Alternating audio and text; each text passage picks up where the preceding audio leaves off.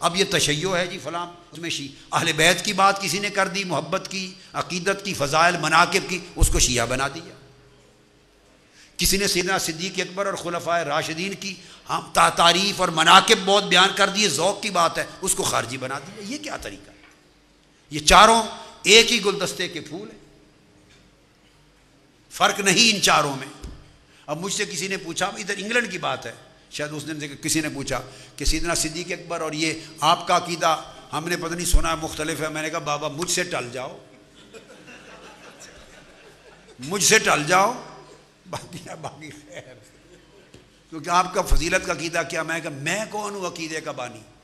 1400 سال سے امت کا عقیدہ، عقیدت، محبت، محبوبیت میں جو مناقب ہوں زمین سے آسمان تک جس کے ہوں، مگر افضلیت کا عقیدہ سیدنا صدیق اکبر کا ہے، سیدنا فاروق اعظم، عثمان غنی، علی شیر خدا، افضلیت کے عقیدے میں کوئی فرق نہیں ہے۔